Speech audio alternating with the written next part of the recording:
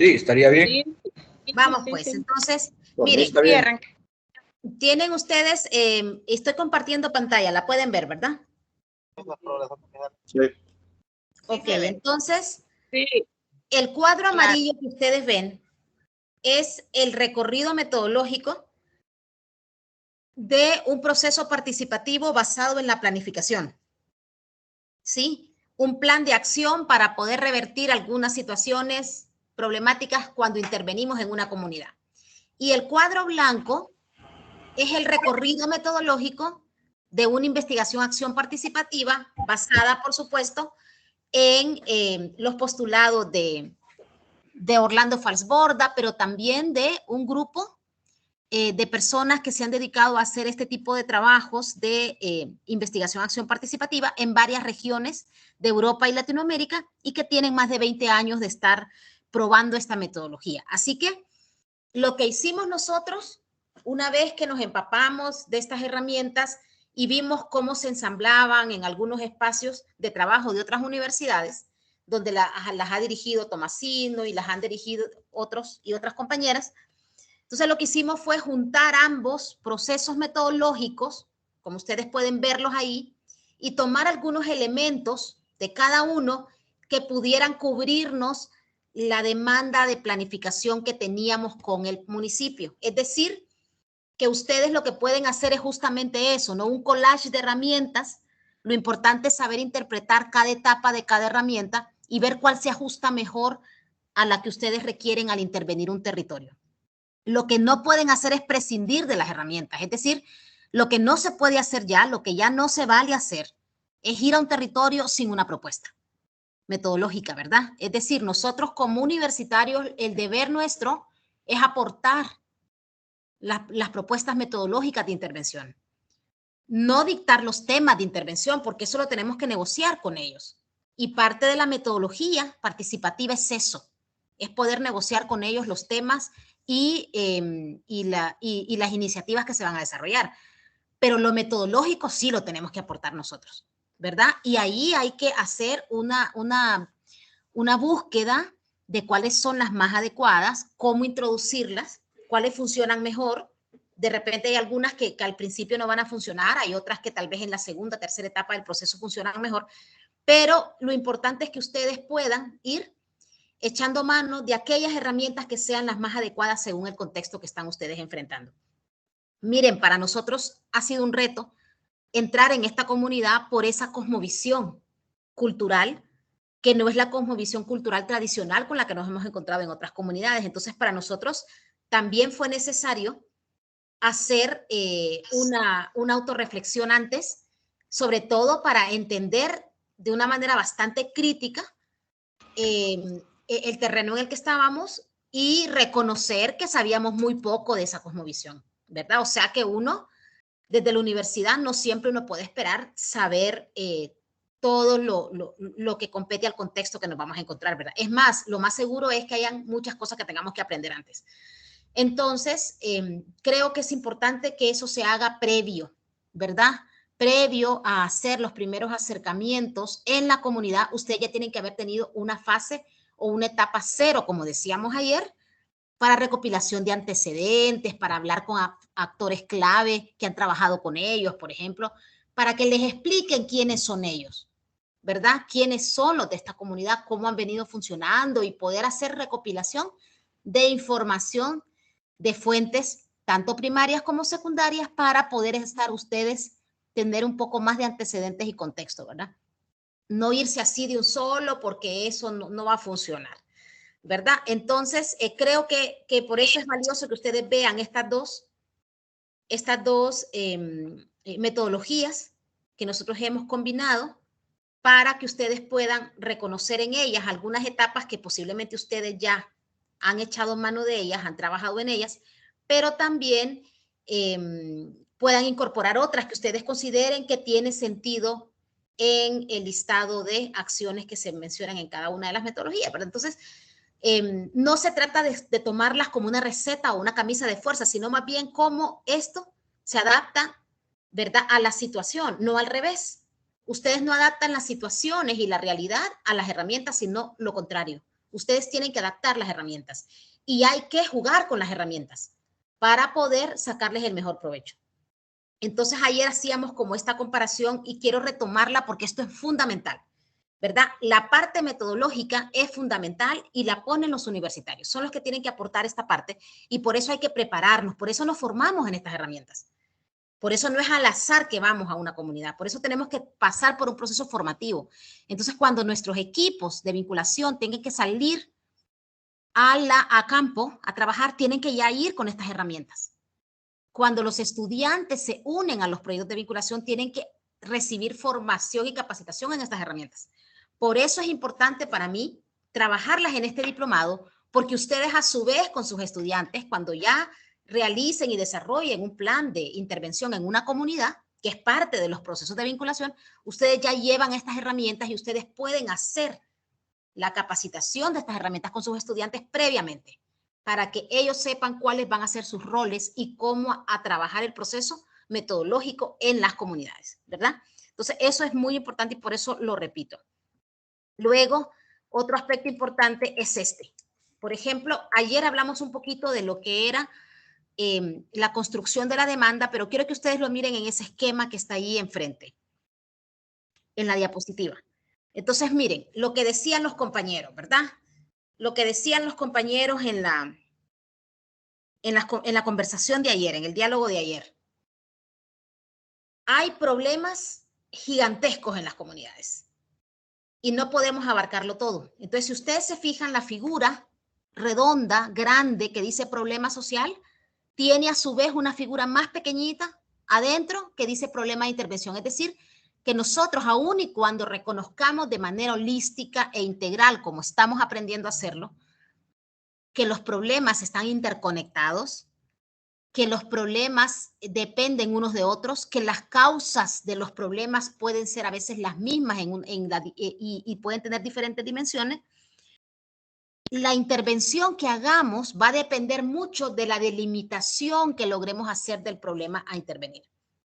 No vamos a poder hacer una intervención total de todos los problemas porque va a ser imposible, sino que lo que vamos a hacer es en función del reconocimiento de todo ese problema social, por ejemplo, los problemas sociales de la comunidad lenca de San Francisco de Opalaca son múltiples, diversos, complejos, y por lo tanto las herramientas teóricas y metodológicas de abordaje deben de ser múltiples, además van a ser complejas, además deben de ser interdisciplinarias y además van a estar, van a ser de muy diversas dimensiones y marcos metodológicos de abordaje, ¿verdad?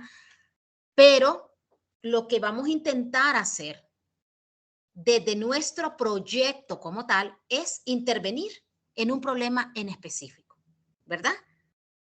Y ir abordando poco a poco otros que estén interconectados, pero reconociendo que hay que delimitar, ¿verdad? Entonces, decía el compañero ayer, es muy probable que ellos nos llamen por un tema, ¿verdad? Hay un tema que a ellos les interesa. Por ejemplo, en Opalaca, el tema que les interesó al inicio fue el tema de la gobernanza, pero ya llegando a Opalaca, pues se ven otros temas, ¿verdad? Sin embargo, hay un tema que es el que dispara la solicitud de apoyo hacia la universidad. En este caso, el punto de partida, ¿verdad? El punto de partida del proceso o por decirlo así, el pedido, vaya, el pedido que nos van a hacer. Es a partir de un tema. Entonces, ese es como el disparador importante. Ojo, que también puede ser por una experiencia previa que hayamos hecho. Por ejemplo, aquí hay profesores que han trabajado en Yamaranguila. En Yamaranguila tenemos una experiencia previa de trabajo con la universidad ya, en donde han estado un montón de carreras participando en proyectos de vinculación, sobre todo en los años 2015 y 2016. Entonces, en Yamaranguila surgieron un montón de cuestiones que era necesario profundizar y sostener en el tiempo de intervención. Y, por ejemplo, algunas de esas cuestiones que quedaron ahí en el aire, ¿verdad? Cuando se terminó el convenio en Yamaranguila y dejamos de ir a Yamaranguila, algunas de esas cuestiones podrían ser el disparador, ¿me entienden? A raíz, por ejemplo, de la evaluación de nutrición que hizo la carrera de nutrición, ese diagnóstico que hicieron de nutrición podría ser el disparador actual. ¿Me van siguiendo hasta acá? Sí. ¿Sí? ¿Todos han escuchado? Sí. Perfecto. Entonces, Sí. Tengo el una disparador. consulta ahí. Sí, maestra, sí, Diga, estamos adelante. escuchando. Adelante, Doctora, tengo una adelante. consulta. Diga. Mire, por ejemplo, pero puede existir lo siguiente, que nosotros como academia tengamos alguna expertise que no la tiene nadie, que involucra hasta insumos que no los tiene nadie y ellos nunca los han utilizado. Entonces nosotros podríamos proponer, de acuerdo a una necesidad que ellos tienen desde hace rato o desde hace tiempo. ¿Existe esa posibilidad, sí o no? Existe la posibilidad completamente. Lo que pasa es que esa posibilidad entra en la siguiente etapa. Ah, ok, exacto. Perdón. Por ejemplo, usted lo que tiene que aprovechar es el disparador, porque aquí es importante decir esto y lo vamos a llevar a la práctica después. No podemos andar nosotros en las comunidades ofreciendo el proceso. Porque si la comunidad, compañeros, y esto es categórico, si la comunidad no tiene interés en hacer un proyecto, no se van a involucrar, compañeros. A menos que, como decía el compañero de extensión agrícola, les tengamos que estar ofreciendo algo, dinero, o lo que sea, y esa va a ser la única forma de participación. Y allí no va a haber transformación, allí no va a haber cambios. Allí cuando ustedes se vayan va a quedar todo abajo. ¿Me entienden? No sé si me entienden esa parte.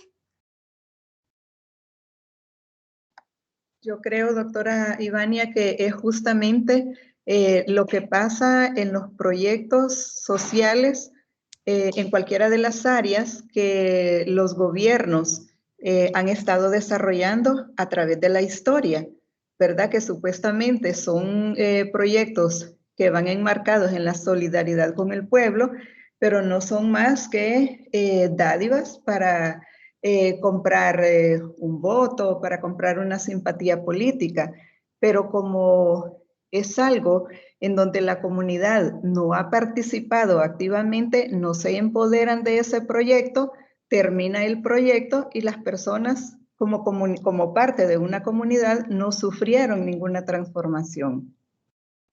Sí, y esa es otra dimensión de hacer propuestas así, ¿verdad? Dentro de las instituciones hacia las comunidades en una forma unidireccional. Entonces, miren, por ejemplo, para que tenga sentido una intervención comunitaria de esta lógica, es decir, estamos hablando de un paradigma de transformación social, no estamos hablando de una asistencia puntual, técnica, que puede ser muy valiosa, de una asesoría específica que les han pedido, y eso pues son cuestiones que se pautan de otra manera. Pero para que ustedes hagan una intervención como esta que estamos explicando acá, que es una intervención de largo plazo, que es una intervención de transformación social, que es una intervención donde hay integración de funciones, que es una intervención donde la universidad va a participar de manera interdisciplinaria y multiprofesional, que los equipos de trabajo van a ser combinados, universitarios y no universitarios, por ejemplo, que vamos a tener procesos de investigación-acción durante ese proceso, es decir, de este tipo de intervenciones, ¿verdad? El demandante es el actor social, ¿sí? Es decir, desde ahí surge la necesidad y debe de ser así, porque ellos deben de haber reconocido y deben de haberse concientizado antes de que necesitan hacer una intervención en ese problema y provocar un cambio. Y ven a la universidad como un aliado para acompañarlos en ese proceso. No tanto, ¿verdad? Y es más, cuando sucede esto, ellos ya tienen casi que con mucha claridad identificado qué es lo que quieren que la universidad haga. Aunque no siempre, y aquí está de nuevo el elemento crítico, no siempre es acertada esa primera mirada. Así que lo que yo estoy diciendo aquí no es que ustedes se queden con el primer planteamiento o problemática que les traigan ellos. No, ustedes escúchenlos y reconozcan que esa primera etapa en donde ellos les cuentan a ustedes, mire, tenemos un problema, queremos resolverlo y tereré, es un disparador. ¿Me explico? Hay un interés por un tema, ¿verdad? Hay un pedido en específico sobre ese tema o hay un diagnóstico previo en esa comunidad que hace una apertura, ¿verdad? Luego, otro elemento clave, una vez que tenemos esa parte, vamos hacia abajo, ¿verdad? hacia la parte donde dice antecedente, donde dice problema social, donde dice construcción de demanda. Entonces, cuando ya queremos armar algo, cuando trascendemos de reconocer que hay un tema de este tipo para abordar, hay un interés de la comunidad por sumarse a un proceso de cambio, entonces usted puede ir a construir esos elementos, el antecedente o la fundamentación, o sea, ¿por qué ese problema? Y allí sí hay que profundizar, compañeros, más allá de lo que la comunidad les pueda decir. Porque tampoco nos vamos a quedar con la impresión solo de la comunidad. Es decir, ellos reconocen bien sus problemas, pero la profundidad de las causas no siempre es visible y no siempre la comunidad lo va a saber. Entonces, ahí es donde ustedes como académicos, y es lo que dice Danilo, ustedes hay temas que solo ustedes dominan. Entonces, en ese momento, cuando ya se ha establecido el primer espacio de intercambio, cuando ya se ha visto un interés en un tema en específico, entonces ahí ustedes como académicos entran y sustentan el tipo de intervención basado en esas herramientas o basados en esos elementos teórico-metodológicos que ustedes han estudiado y, por supuesto, porque son los únicos actores que podrían ofrecer una solución de ese tipo. No habría otro actor, ¿verdad? Entonces, ahí es donde hay que hacer como el empalme, ¿verdad? Luego, reconocer, hola. Alguien más, Claudia, empezó a compartir pantalla, entonces se le quitó la suya para que vuelva a compartir. Oh, Y no hay Zaira problema. estaba levantando la mano también. Zaira, dígame.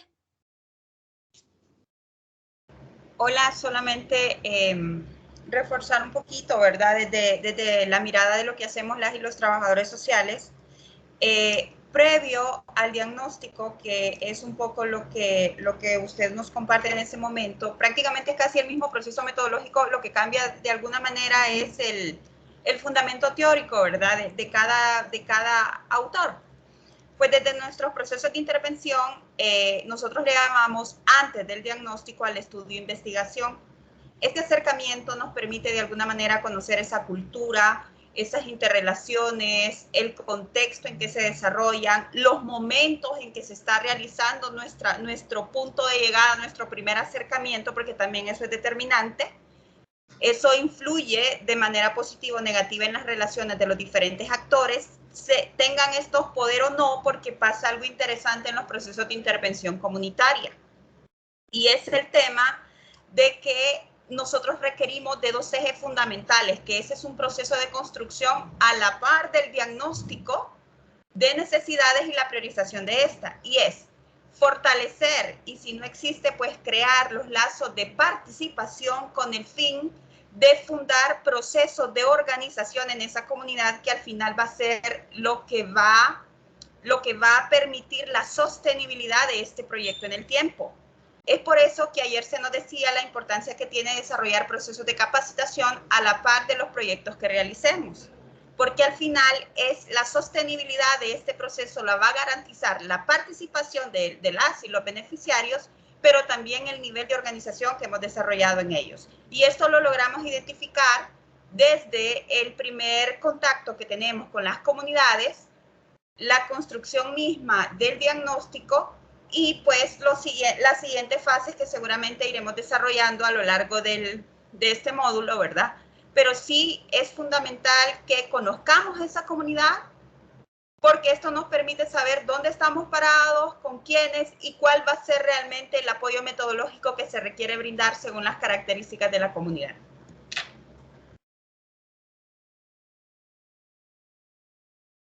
Eso sería mi aporte. Oh, perfecto, gracias Zaira por esa aclaración y efectivamente, tal como dice Zaira, ¿verdad? Es fundamental. Miren, esta es la parte como más estratégica del proceso, porque es el punto de partida.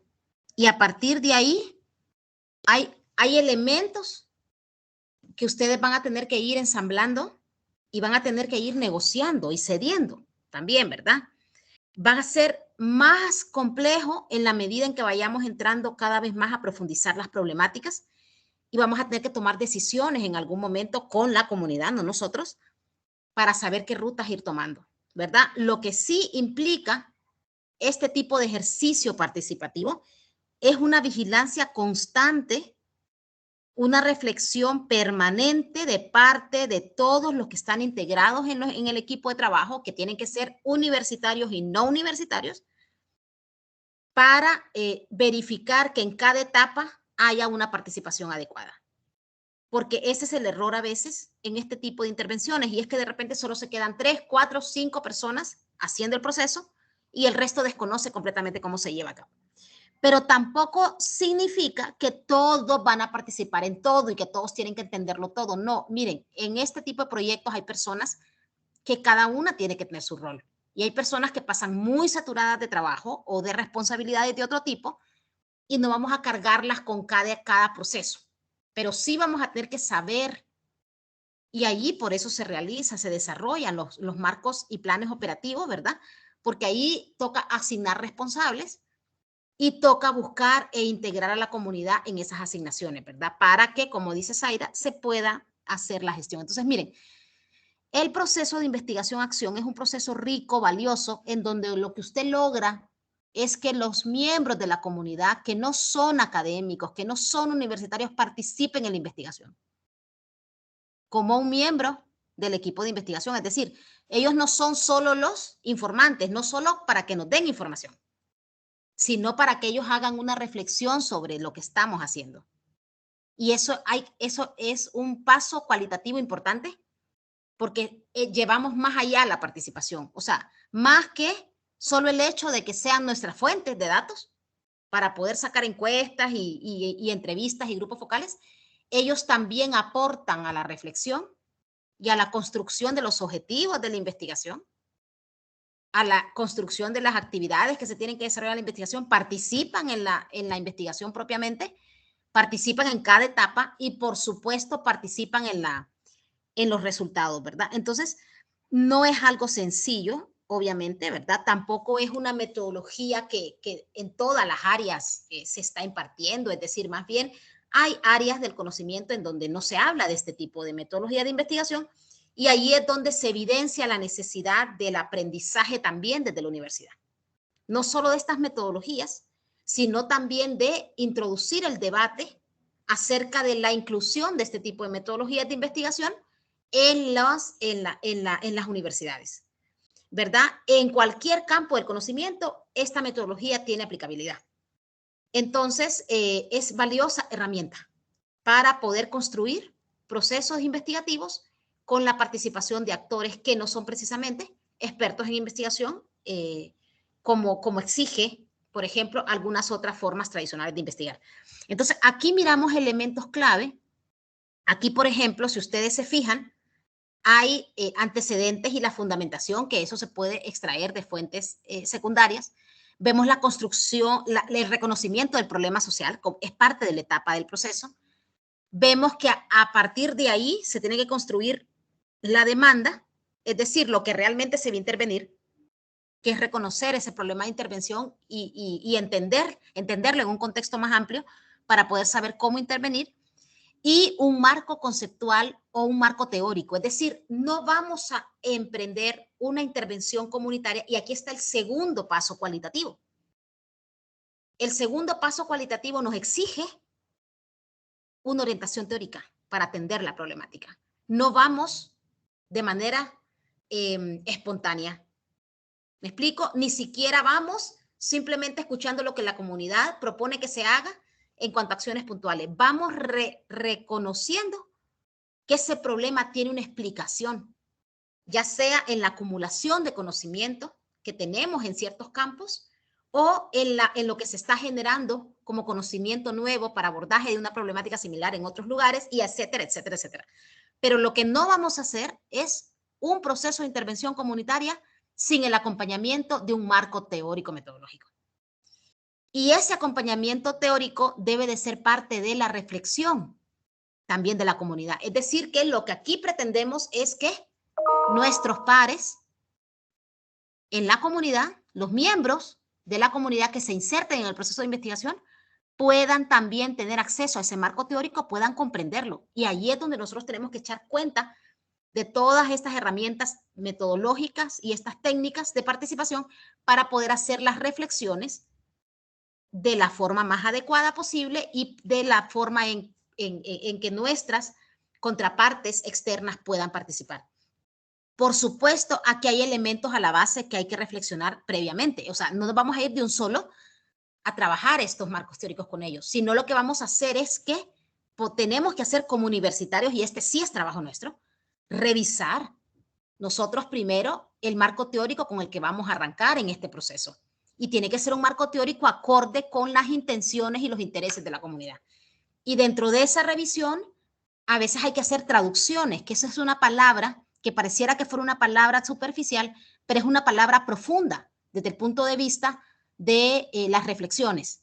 Es decir, que los marcos teóricos que nosotros tenemos y que comúnmente compartimos entre pares universitarios, con artículos que los compartimos en eventos, en congresos académicos, etcétera, tenemos que traducirlos para poder compartirlos con los actores no universitarios. Y esa traducción, que es un esfuerzo también de reflexión de parte del equipo universitario, tiene que hacerse también previamente para poder compartir con ellos y que ellos comprendan esa realidad y la pueden ver a través de ese lente teórico. Sí, por supuesto, el marco teórico tiene que tener sentido para ellos también, pero es decir, no vamos a venir a hablar de una propuesta de intervención comunitaria que ellos quieren hacer, por ejemplo, en el marco del embarazo en adolescentes, y nosotros el marco teórico que les vamos a presentar es de otro tipo, ¿verdad? Tenemos que buscar aquellos elementos teóricos que sean más acorde con el tema que a ellos les interesa en el contexto que les interesa, ¿verdad?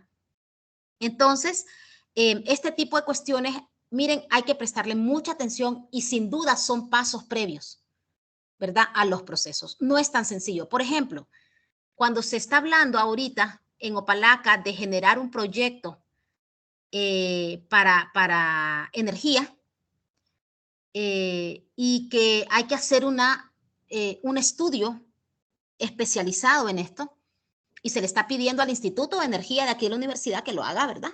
Se le está pidiendo eso. Entonces, el instituto, el deber del instituto no solo es enmarcar teóricamente este proyecto para comprender cuál puede ser su alcance, cuáles son sus consecuencias, cuáles son sus efectos, etcétera, en el medio ambiente, en todos lados, sino además la perspectiva crítica de ese marco teórico. Es decir, más allá de la rentabilidad y lo que el proyecto puede generar, también el proyecto puede tener efectos. Y al instituto le toca decir qué efectos puede tener y si esos efectos se pueden volver beneficiosos para la comunidad o se pueden volver un problema más adelante.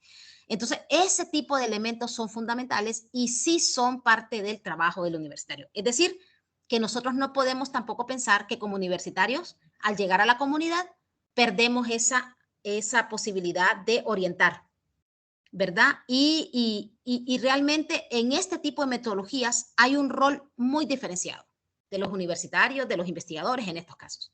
Solo que ya no se les pide que estén alejados de la comunidad y que se encarguen de hacer procesos aislados de la comunidad sin participación de la comunidad. Lo que se les pide es que intenten hacerlo con la comunidad. Entonces hay que trabajar otro enfoque metodológico, hay que hacer un esfuerzo por traducir estos elementos teóricos y esos son como los pasos previos, pero también son los que enriquecen el proceso de intervención comunitaria. Y luego todo esto desemboca en finalmente el planteamiento del problema de intervención. Entonces, planteando el problema, usted puede de ahí en adelante construir entonces las estrategias, las líneas de acción, las actividades y empezar a ponerle, ¿verdad?, operatividad a esa cuestión ya para ir creando las condiciones del proyecto que se va a implementar, ¿verdad? Entonces, eso quería que quedara muy claro para que ustedes pudieran trabajar a partir de ahí. Entonces, decíamos de este elemento de negociación, de la conformación de equipos, ¿verdad? Entonces, hay una tarea de las técnicas que se comparten para el análisis de los mapas de los actores, como es el mapeo de actores, que se puede hacer en todo proceso de intervención comunitaria. ¿Por qué? Porque la intervención comunitaria responde precisamente a hacer una intervención, un reconocimiento, una comprensión, pero también introducir un cambio en las relaciones que se dan entre actores. Y no existe pues ningún problema que no pueda ser abordado por las personas y que no pueda ser resuelto por las personas o que no pueda ser agudizado por las personas, ¿verdad? Entonces, ahí tenemos elementos claves, porque son las personas las que tienen las problemáticas y las viven, ¿verdad? Entonces, ahí tenemos un elemento clave para poder hacer avanzar el reconocimiento de, de la situación en que están esas relaciones entre los actores que pueden estar influyendo en la problemática, pero que también esa influencia puede ser positiva para intervenir la problemática de manera positiva y cambiarla. Puede ser de indiferencia, puede ser de completa aislamiento de la problemática, es decir, no reconocerla como tal, o puede ser de que el problema que existe le beneficie. Y allí hay que tener bastante cuidado también, porque estos mapeos de actores, que son herramientas que se hacen y se ensamblan, ya cuando ustedes han hecho todo ese lobby de reuniones, ustedes vieron anteriormente que ya se habían hecho acercamientos, talleres, entrevistas, grupos focales, ya se había hecho la primera etapa del proceso de acercamiento, ya se había presentado el convenio con la gente en el municipio, ya se habían reconocido las ausencias, por ejemplo, habíamos reconocido ya la ausencia de los jóvenes y de las mujeres en los espacios. Entonces, lo que traigo acá yo es un mapa hipotético de las relaciones entre los actores en San Francisco de Apalaca, solo para una cuestión didáctica ahorita con ustedes, pero con sentido sobre el recorrido que habíamos hecho por lo menos hasta mediados del 2021, ¿verdad? Entonces, ¿qué herramienta usamos para hacer este mapeo de actores? Usamos una herramienta que Tomás Villasante nos ha compartido. Voy a dejar de compartir esta para que ustedes puedan ver la otra diapositiva. Déjenme un momento. Este mapeo de actores está pensado para hacerlo presencial, ¿verdad? Así que yo les pido disculpas porque tiene todavía la diapositiva, ¿verdad? De la presencialidad. Tiene las diapositivas de la presencialidad y entonces, por supuesto, no tengo, no he hecho cambios porque yo esperaba que cuando pudiéramos entrar a la presencialidad, que empezáramos pronto, ¿verdad? Ya les pudiera yo compartir allá en sitio la herramienta. Compañera Ivania, ¿y será que Diga. nos va a poder compartir esto? Diga. Hola. Sí, ¿será que nos va a poder compartir esas diapositivas? Le digo. Sí, claro que sí, se las voy a mandar a Ramón para que se las envíe. Gracias. Entonces, Sí, diga. Stephanie Vanegas quería participar. Adelante, Stephanie. Buenas tardes. Yo quería aportar sobre lo que estaba diciendo, creo, la compañera Zaira antes del diagnóstico, y tomando en cuenta lo que usted decía del otro compañero, que no recuerdo el nombre, que uno como facilitador en las intervenciones pues tiene todas las intenciones de ir a hacer muchas cosas, pero respeto a la cosmovisión a la comunidad es primordial. El diagnóstico puede arrojar infinidad de datos en los cuales la comunidad en su contexto, pero muchas comunidades remotas respetan su cultura y son muy, muy, muy cerradas en ese sentido. Entonces, hay una parte importante que aprendí yo, y me gusta darlo como ejemplo, es que lo que ellos, como usted decía, lo que ellos piden, perdón, se puede llegar ahondando más adentro el contexto en el cual el diagnóstico se encuentra. Vaya, por ejemplo, hablar de educación sexual es muy difícil en comunidades remotas. Entonces ya no sería educación sexual, sino que sería educación del desarrollo del joven, etc., etc., ¿verdad? Entonces en esos aspectos muchas herramientas que nosotros contamos para facilitar en estrategias se pueden llevar dando a medida que nosotros tengamos ese acercamiento con los actores, porque nosotros estamos haciendo lo que ellos desean, pero estamos implementando delicadamente esa parte en la cual nosotros creemos que la comunidad debería de desarrollarse, porque no solamente buscar el desarrollo específicamente que ellos quieren, sino que nosotros tengamos esa conexión para llegar a hacer un mejor cambio en la comunidad. Eso es todo.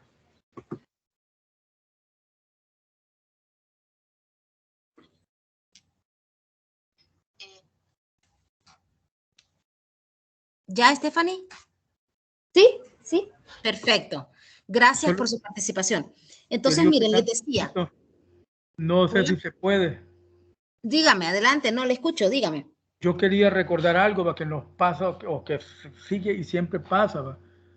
Y es que para lograr el éxito tenemos que hacer reuniones constantes, no muy largas, ¿va? Pero sí constantes con todos los actores externos, vinculantes, internos, universitarios, de todo, pues con todos los actores. ¿va? Y trabajar en equipo. Entonces es bien importante aprender técnicas para el trabajo en equipo. Y luego, compromisos. Todos tenemos que tener compromisos. ¿va? Si obviamos a alguien y no le damos compromiso, nos empodera. Y al no empoderarse, tenemos problemas. Entonces, tampoco hacerles todo a ellos. ¿Por qué? Porque entonces es como estarles haciendo todo y cuando se va a la universidad, hasta ahí nomás llega todo. ¿va? Entonces, y otra cosa muy importante, ¿va? Hay actores que no pueden cumplir con su rol porque tal vez les hace falta algo, que tal vez un combustible para, o un transporte para llevarlo a X zona. Si usted lo lleva a ese tipo va a cumplir con su rol y va a hacer actividades que usted no la puede hacer. Entonces, tiene que haber, para mí es bien importante, y esto no se nos debe de, hay que hacer reuniones constantes con todos los actores, ¿va? Academia, productores, ONG, gobiernos locales, ministerios, ¿va? Y crear compromisos que le corresponde a cada actor hacer para lograr el éxito. Caso contrario, pues vamos a llevar siempre expectativas. Y hay una cosa bien importante, ¿verdad? Que yo sé que muchos de los que están aquí, que han trabajado con productores, ya se dan cuenta. ¿verdad? Usted les puede llevar, usted puede hacer 10 cosas buenísimas, pero si falla en una, se pierden las 10 que ha hecho. O sea, esa es la cultura del hondureño y usted se va a llevar impasse que va a decir, si yo les ayudé en tantas cosas y ahora porque me equivoqué en esto y porque no hice esto, me están reclamando. Y así es la vida, pues. Entonces, hay que tratar de no crear falsas expectativas, cumplir con lo que uno puede, ¿verdad? Y no irse más allá, pues. Porque de repente si usted falla en el más allá, lo falló todo. Gracias. Así es, gracias. Miren que es bien valioso esa etapa que dice Danilo, que es el de involucramiento de los actores, y que también sepamos reconocer qué acciones son las que los actores pueden, porque aunque quieran en algunos casos hacerlas, tal vez no están en sus manos, ¿verdad? Pero cuáles sí podrían ser decisivas y son susceptibles de que ellos las realicen. Entonces, eso requiere un espacio de reflexión previa con ellos para saber hasta dónde podemos. Por ejemplo, y voy a ser bien categórica también en este ejemplo porque es una constante en los proyectos de intervención. Miren, cuando queremos involucrar a las mujeres en los procesos de trabajo, y yo sé que Zaira lo ha hecho y ha tenido esta experiencia con trabajo social y muchos otros de ustedes también, cuando queremos comprometer a las mujeres en un proyecto de intervención comunitaria, la forma tradicional en la cual se realizan este tipo de proyectos no reconoce la dimensión de las mujeres en la reproducción de la vida y en el cuidado. Entonces, cuando no hay un marco teórico, vean qué importante el marco teórico. Cuando hacemos estos proyectos de intervención y decimos, bueno, es un proyecto con perspectiva de género, etcétera, pero el marco teórico no reconoce la interseccionalidad, que es un elemento, ¿verdad?, que ahora se está utilizando para poder hacer el análisis de cómo se cruzan los procesos de discriminación, de explotación y de opresión en este caso de las mujeres, pero también de otras poblaciones que no coinciden con el enfoque binario, ¿verdad?, de hombre-mujer. Pero cuando obviamos esa parte, entonces se nos olvida y no es una cuestión porque somos malas personas, no. Es porque el marco teórico no nos da. Hay una ausencia ahí de reflexión sobre el tema del cuidado. Y entonces, dentro de la propuesta de actividades, no se reconoce que esos actores, mujeres, grupos, colectivos que van a participar, están sobrecargadas en las cuestiones del cuidado, por ejemplo. Para muestra, un botón. Vean cómo en esta pandemia, durante 2 años quienes han tenido que sobrecargar, y aquí las mujeres que están presentes, que tienen niños pequeños, no me van a dejar mentir. Son las mujeres las que han tenido que sobrecargarse para atender la continuidad de la educación de sus hijos en casa, hacer las tareas con ellos, cuidar además la pareja, trabajar desde casa y encargarse de todo el trabajo. ¿Por qué? Porque ni siquiera han podido tener apoyo de otra persona que, miren, en el 90% de los casos es otra mujer también, y que posiblemente también tiene familia y que la tiene que dejar sola para poder atender un trabajo doméstico. Y entonces vemos cómo las mujeres tienen que emplear a otras mujeres para poder encargarse de estos cuidados, y en esta pandemia no se pudo hacer, y entonces se sobrecargaron las tareas de las mujeres en esta pandemia. Eso es una realidad, es una realidad. Y luego vemos cómo hay profesiones en las que el cuidado es el que determina si la profesión es una profesión para un contexto femenino o masculino. Entonces, miren, hay que tener bastante cuidado por eso con los lentes teóricos con los cuales entramos a hacer el trabajo. Si vamos a tener el trabajo con mujeres, tenemos que tener cuidado con esa parte. En el mes de noviembre del año pasado, hicimos un encuentro, el primer encuentro de mujeres, no digo hicimos, perdón, hicieron y me invitaron, ¿verdad?, a ese evento, el primer encuentro de mujeres defensoras de territorios. Eso fue en la ciudad de La Ceiba. Coincidió con las fechas del segundo encuentro de pueblos indígenas y afrohondureños, ¿verdad?, que viene organizando la carrera de sociología, y este encuentro coincidió en fechas. Entonces tuve la oportunidad y la honrosa, ¿verdad?, invitación al evento de parte de la organizadora, que es una ONG que trabaja con el tema de mujeres y trabaja con mujeres defensoras. Y allí podía ver yo, con los testimonios de más de 67 mujeres que iban de las edades desde los 15 años hasta los 60 y pico, el testimonio de ellas con la situación de la pandemia. Muchas de ellas andaban con sus niños allí en el evento, y desde luego se les lleva el encuentro, que eran 2 días y medio, 3, ¿verdad?, porque era todo el viernes. Ellas tuvieron que llegar desde el jueves anterior y participaron todo el viernes y el sábado hasta el mediodía, y luego por la tarde podían hacer alguna actividad libre y el domingo podían retirarse a sus casas. Pero entonces cuando se evidenció que la mayor parte de ellas pues venían, era la primera salida que tenían en toda la pandemia, obviamente, eso era parte de la recreación que podían tener. Entonces se les ofreció que se quedaran todo el día domingo, para que no hubieran actividades, sino que ellas pudieran descansar y poder ir a la piscina, qué sé yo, y descansar un rato. La mitad de ellas no quiso. La mitad de ellas no quiso. ¿Quién me puede decir por qué no quiso? ¿Por qué no quisieron? Por los compromisos que tienen en casa, una. Exacto. Y 2, porque permiten que sus esposos dominen su libertad, y sin permiso de ellos no podrían estar en ese evento y no podrían quedarse en otra casa que no sea en la de ellos. Exacto, esa fue la explicación. Unas de ellas nos dijeron, miren, es que el lunes están en clase los hipotes y entonces hay tareas, tengo que hacer tareas con ellos, ya me voy, adiós.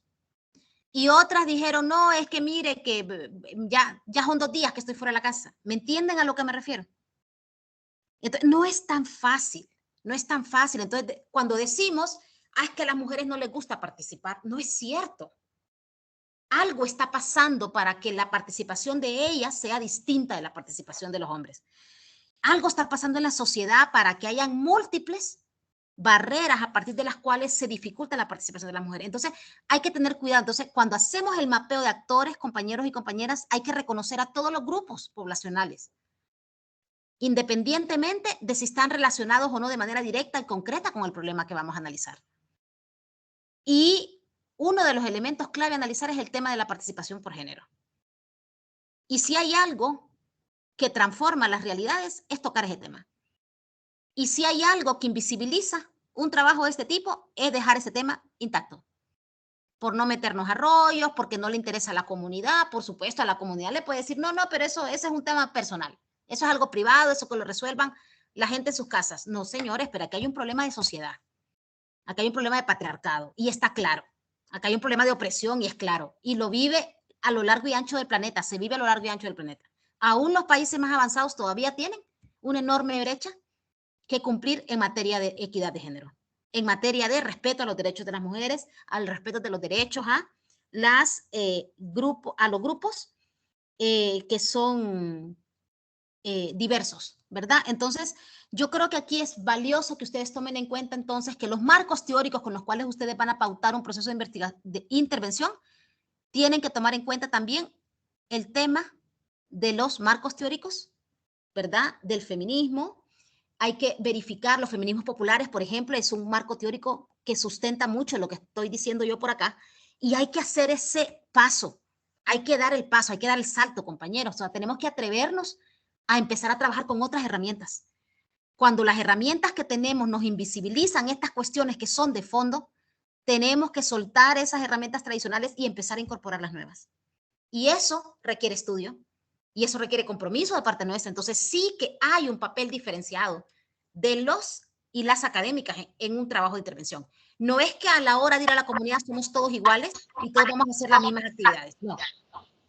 Hay un trabajo diferenciado del investigador, del educador, de la investigadora, de la educadora. Hay un trabajo diferenciado ahí. Y precisamente son estos los elementos clave, ¿verdad? Entonces, diciendo esto, vamos a partir de la propuesta que Villasante y el grupo de metodologías participativas, yo les he compartido ya bibliografías sobre esto. Ellos proponen una técnica denominada mapa de actores y una propuesta metodológica denominada sociogramas, en donde hay una serie de etapas que lo que permiten es ofrecernos, a partir de esas experiencias que ellos han implementado, ofrecernos, ¿verdad? Un recorrido metodológico para poder lograr una participación más amplia, más democrática, más real en proyectos de intervención comunitaria, echando mano de técnicas, herramientas y aportes metodológicos que se han ido acumulando con el tiempo a partir de las experiencias que ellos tienen. Lo que quiero decir es que ellos construyeron estos procesos en vínculo concreto, con actores en comunidades, en intervención en territorios, y que fueron creando las condiciones para poder sistematizar los conocimientos que se iban generando ahí y poder entonces ir construyendo estos marcos teórico-metodológicos que hoy tenemos y que podemos echar a andar en nuestras comunidades también, ¿verdad? Cuando nosotros hagamos procesos de intervención. Entonces, ¿cuál es el elemento fundamental que podemos tomar del mapeo de actores que propone Villasante, que nos permite tomar decisiones? ¿Verdad? Tomar decisiones en función de que el mapa nos ayuda a comprender las relaciones de poder entre los actores, ¿verdad? Porque el mapa nos permite reconocer qué posición tiene el actor respecto al problema que queremos intervenir, ¿sí? Y de acuerdo a esa posición del actor, es decir, no solamente es lo que el actor piensa de la situación, sino el nivel o capacidad de intervención en esa problemática. Porque, por ejemplo, y para ser así categóricos, si decimos, bueno, en el problema del embarazo en adolescente, la niña embarazada, ¿qué poder tiene de cambiar su realidad? ¿Qué poder tendría? ¿Alguno que me responda?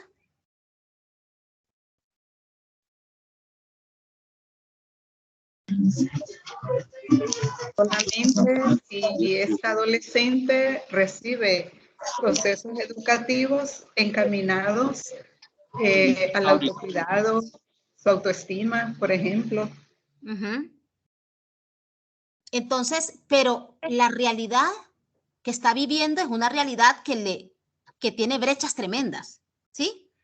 Por ejemplo, la brecha de acceso a métodos anticonceptivos, por ejemplo, métodos anticonceptivos de emergencia, la brecha de acceso a un aborto terapéutico, porque está prohibido por una legislación nacional. Entonces, allí no tiene ella capacidad para actuar, ¿sí? Entonces sí es parte del problema, por supuesto, porque es la que está sufriendo y viviendo la problemática, pero su capacidad para intervenir en el problema es menor que la que podría tener, por ejemplo, un ministro de Salud o la que podría tener la Corte Suprema de Justicia cambiando las leyes que tenemos, ¿sí? O el Ministerio de Educación, como dice la compañera, para introducir la educación sexual integral en la formación temprana de nuestras y nuestros niños. ¿Es correcto? ¿Comprenden este ejemplo? Sí. Entonces, aquí lo que vamos a analizar en un mapeo de actores no solo es lo que el actor piensa del problema, sino lo que el actor puede hacer para solucionar o para agravar ese problema. ¿Me entienden? Entonces, lo que se busca es qué tipo de poder tiene él con respecto al problema. ¿Sí? Néstor de Jesús Sandoval, levanta la mano. Adelante. Adelante, Néstor.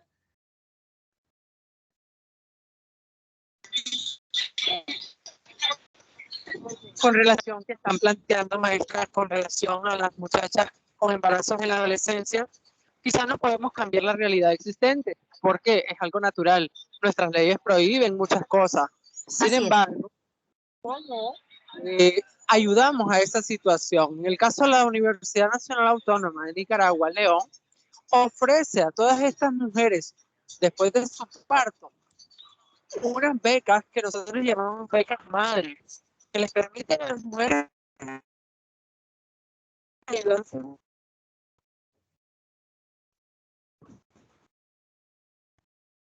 poco, porque lamentablemente algunas pueden constituir y no han caminado. Y esto viene, como dice usted, quizá no lo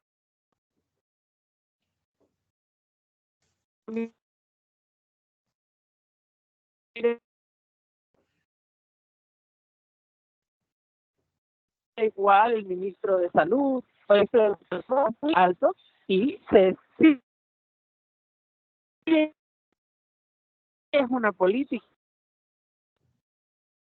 Néstor, no le escuchamos, se le escucha entrecortado. No sé cuáles son las realidades de los otros países.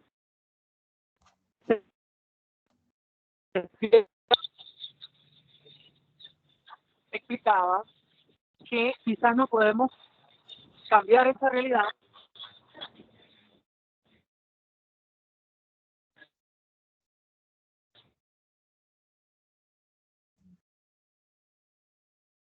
Néstor, fíjate que no te escuchamos entrecortada la intervención, me parece que es una intervención valiosa, pero no pudimos captarla bien.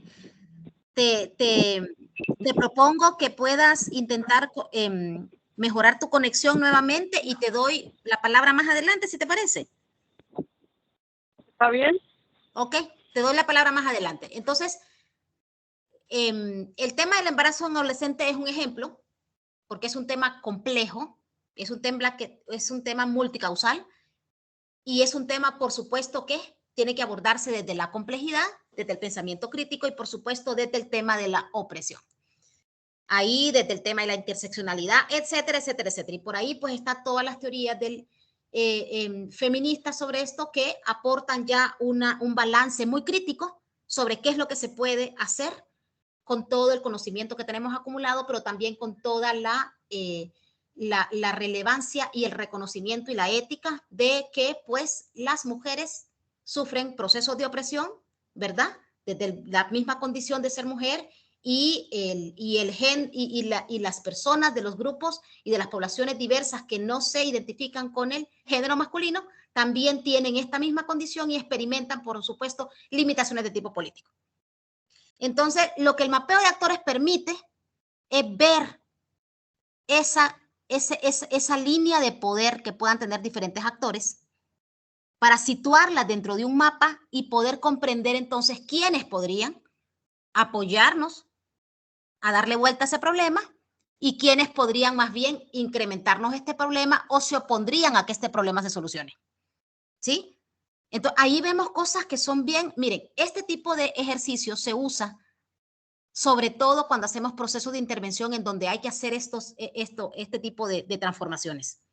Por ejemplo, la situación de equidad de género, por ejemplo, proyectos que tienen que ver con intervención en comunidades que tienen amenazas en sus territorios, proyectos que tienen que ver con cuestiones para el acceso al agua, por ejemplo, a energía y a otros aspectos que son vitales para la supervivencia, y elementos de ese tipo que tienen a la base un conflicto y que tienen a la base una dificultad tremenda para poder solucionarse de otra manera, ¿verdad? Entonces, estos mapeos sirven para conocer eso, no solo para saber qué es lo que pienso yo de un problema, sino para saber cuál es mi nivel de poder sobre ese problema, cómo puedo actuar sobre él.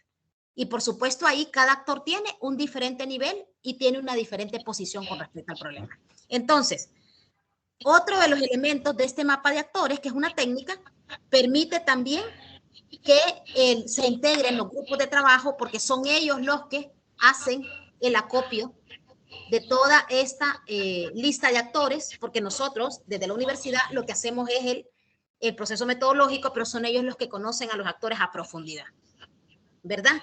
Entonces, hay preguntas clave, por ejemplo, hay preguntas clave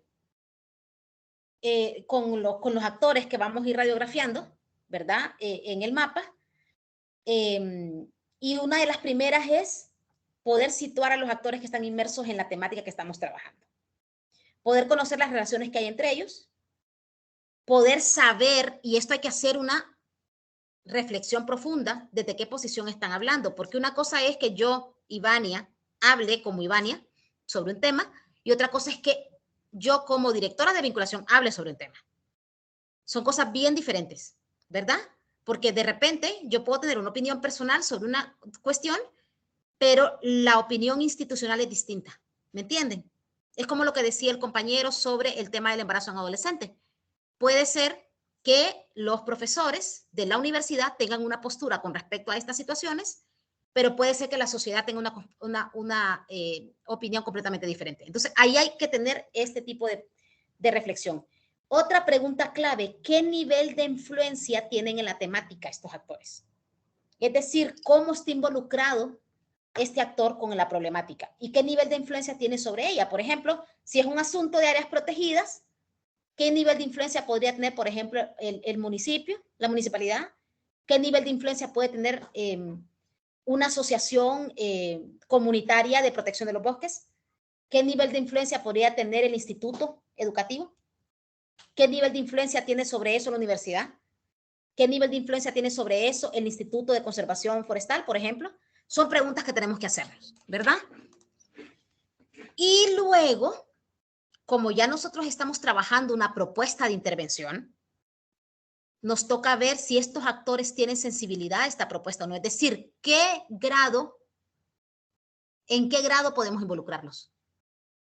O si alguien más del grupo puede hacerlo. Es decir, de repente tal vez a nosotros como universidad no nos hagan mucho caso porque no nos conocen, pero puede ser que alguien de la comunidad sí. Puede ser que alguien de la comunidad sí los logre integrar. Entonces, como ustedes ven, el mapeo de actores es más que conocer quiénes son y saber si les interesa o no las temáticas, sino también qué grado de poder tienen para cambiar ese problema o para agudizarlo, o si son completamente ajenos, que no les importa, ¿me explico? Y cómo podemos nosotros implementar estrategias para que los que están en contra los neutralicemos, porque lo único, o sea, si están en contra es porque hay intereses de por medio que les beneficia de esa problemática, ¿verdad? Por ejemplo, si lo que no hay es agua en un municipio, el que sale beneficiado es el que les vende el agua. Y entonces, ¿cómo le va a interesar a él que se arregle este problema? No le interesa. Y lo que va a hacer es intentar que no se resuelva el problema porque se le cae el negocio, sí o sí. Cierto. El que vende algún tipo de comida que sustituye el grano básico, no le interesa que se resuelva la cobertura en la producción. ¿Por qué? Porque pierde los clientes, sí o sí. Entonces, ahí es donde hay que tener cuidado. Porque, si bien es cierto, esta gente tiene intereses ya establecidos, lo que hay que tratar es de concientizarlos. Tal vez a los que están en contra va a ser difícil, a ellos hay que neutralizarlos. Pero a los que todavía no están conscientes de cómo el problema les afecta, porque muchas veces la gente no está consciente de que un problema le afecta, porque creen que el problema es de otros, ¿me entienden? Por ejemplo, el tema del agua. No, el problema no es mío porque yo más bien les vendo el agua. Ajá, pero usted tiene una familia, pero usted tiene también una carencia y también le encarece el agua, en no tener acceso al agua. Entonces, esto tiene un problema que tiene una dimensión mayor. Entonces, con los actores que son indiferentes y que pareciera que como el problema no les afecta, no les interesa, con ellos más bien hay que tener algunas estrategias para hacerles comprender cómo les afecta el problema. Otro ejemplo concreto. La seguridad. La seguridad. Hemos perdido la seguridad ciudadana en este país y todos lo sabemos. Y mientras hay algunos sitios, municipios, ciudades en donde tenemos menos índices de criminalidad, tenemos otros que son insostenibles. Pero sea como sea, la inseguridad en todo el país nos atraviesa a todos y nos afecta de alguna manera.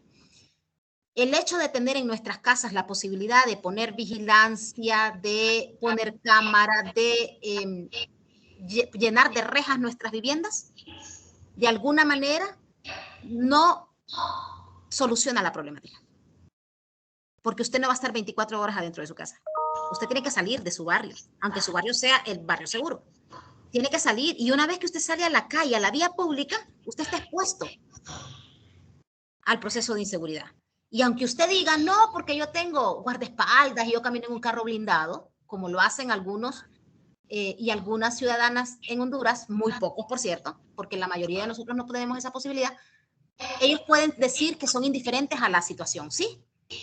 Pueden decir que a ellos no les afecta la inseguridad, pero por supuesto que les afecta, porque su vida no la realizan únicamente dentro de sus cuatro paredes. Pero además porque la criminalidad, al aumentar a los niveles a los cuales ha aumentado en nuestro país, da lugar a la generación de condiciones para el crimen organizado. Y una de las manifestaciones agudas del crimen organizado es el secuestro. Y entonces estas personas están mucho más expuestas a sufrir ese tipo de delitos. Entonces tampoco se libran del problema.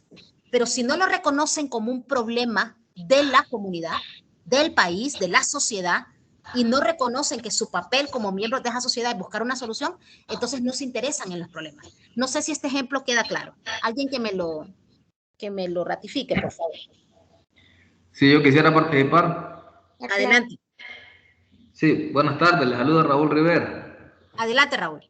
Sí, quiero decirles que antes de emprender una acción de solución inteligente a la problemática identificada, lo que debemos de hacer es crear la viabilidad. ¿Y qué es la viabilidad del proyecto? Pues eliminar todo tipo de restricciones. ¿Y cómo voy a eliminar yo ese tipo de restricciones? Haciendo un análisis de actores. Porque entre los actores tenemos uno que juega el papel de promotor, otro que es el aliado del promotor, otro que es opositor o antagónico, y el otro es indiferente. ¿Qué tenemos que hacer con el indiferente? Pues utilizar estrategias para hacerlo llegar a nuestra iniciativa. Con el opositor hay que trabajar más. Entonces, una vez creada la viabilidad, entonces le damos rienda suelta al proyecto. Y a veces aquí en Honduras, no a veces, la mayor parte de la gente, incluyendo la empresa privada y ¿cómo se llama? Los consejeros del gobierno, actuamos al revés o actúan al revés.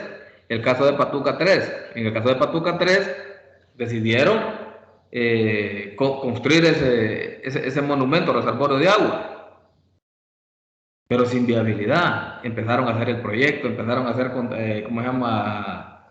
A obtener el préstamo para ejecutar el billete con los chinos.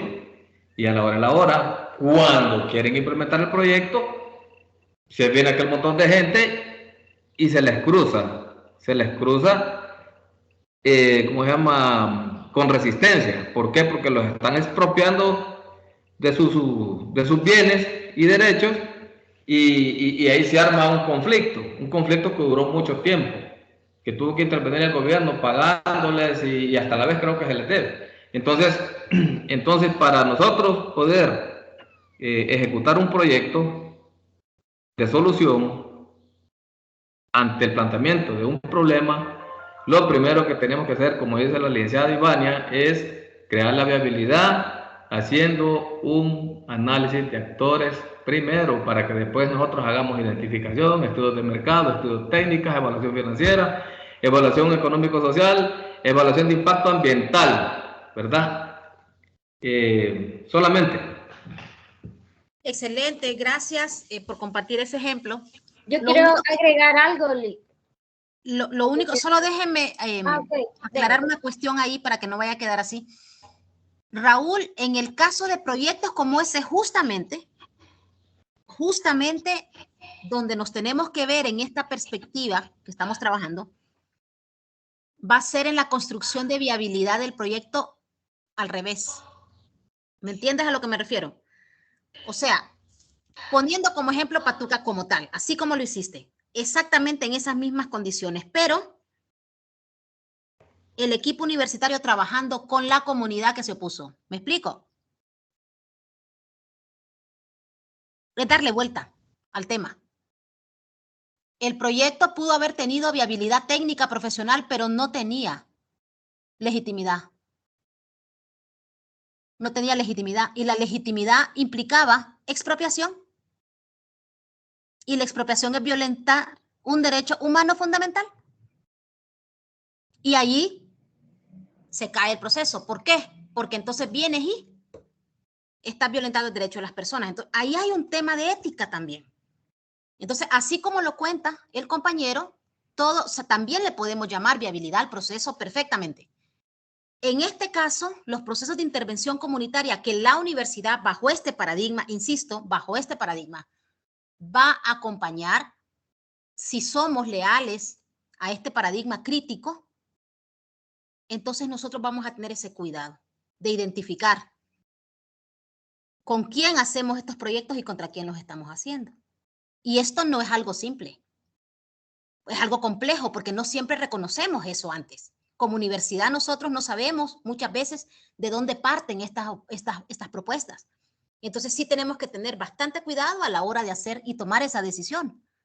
Porque de lo contrario nos vemos envueltos en este tipo de situaciones y aunque los técnicos, especialistas no tienen nada que ver con ello en alguna medida, los proyectos están mal establecidos. Por ejemplo, si de repente se entrega una concesión minera,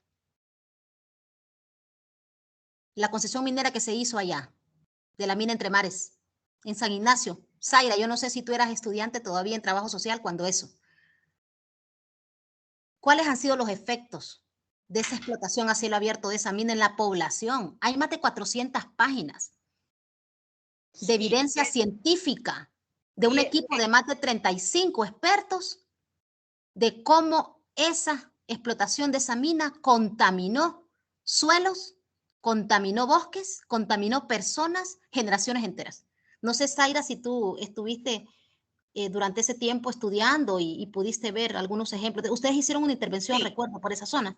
Sí, de hecho, algo muy importante a rescatar en este tipo ¿qué diría? De vinculaciones, ¿verdad? Que tiene la universidad es la implementación de equipos interdisciplinarios.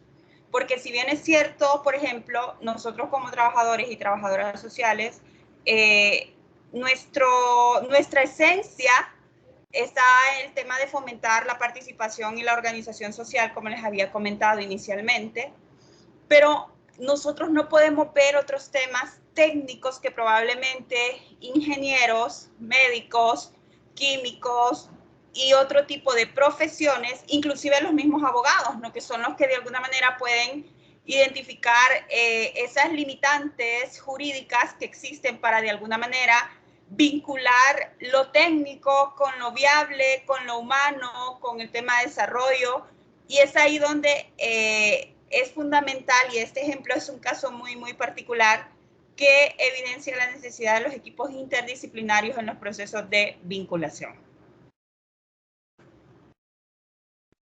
Sí, entonces, no sé si me captan hasta acá. Es decir, aquí de lo que se trata con estos procesos de intervención bajo el paradigma de la extensión crítica, de la intervención comunitaria de la universidad con perspectiva de transformación social, con principios ¿verdad? Con principios fundamentales del respeto a los derechos humanos, del cuestionamiento de un sistema opresivo, del cuestionamiento de un sistema que reduce las capacidades de las personas, que concentra la riqueza, con la ética. O sea, entonces, cuando estamos hablando de ese paradigma, entonces hablamos de estas herramientas que permiten metodológicamente acercarnos a un proceso de trabajo así. No estoy diciendo que son las únicas formas de intervenir. Lo que digo es que esta es una de las formas en cómo se hace desde el paradigma crítico, ¿sí? Y respetamos la visión diferente que haya sobre este tema. Pero como universidad pública que somos, nos debemos a un paradigma crítico de transformación social, porque lo dice la Constitución y porque lo dice nuestra ley orgánica, pero además porque nuestras universidades públicas han sido creadas para eso, para la transformación de la sociedad. Stephanie, adelante. Es importante decir que cuando se da este tipo de problemas, apoyo lo que usted decía, incluso era lo que iba a decir, es trabajar directamente con la población que está reacia a esto. Entonces es importante la sensibilidad de lo que nosotros queremos ir a abarcar. Entonces, en estos aspectos es importante, como decía la compañera Zaira, creo que se llama, hacer un equipo interdisciplinario, perdón, porque llegar a poner abogados, ingenieros, incluso en esa parte es importante para mí, bueno, yo como psicóloga lo digo, que llegar a trabajar con las personas que no quieren trabajar en los proyectos es ahí donde demandan el actor de la psicología. Sensibilizarlos a ellos y trabajar con ellos para ser los principales. Una vez, tomo lo que usted nos dijo una vez en la práctica, que muchas veces se da en este tipo de estrategias para la comunidad, que no quieren trabajar, pero son los que terminan trabajando y dando su mejor de sí para que la comunidad desarrolle. Entonces, al retroceder y tomar en cuenta la participación de los actores que no quieren participar, al final viene terminando siendo viable porque se da la sensibilidad del proyecto y para qué es Es de suma importancia la sensibilidad y trabajar con ellos y hacerlo ver que no se va a atacar a la comunidad, no se va a solamente a favorecer a X sector, sino que a todos como tal. Entonces, en ese aspecto, iniciar a trabajar con el actor que quiere trabajar y después retroceder con aquel que no quiere para unirse a eso. Esa es mi participación. Gracias, Stephanie. Y me gustaría que alguien más participara sobre esto, porque ha estado trabajando en un proyecto precisamente con estas características. Rudy, no sé si está por ahí Rudy de Grandes.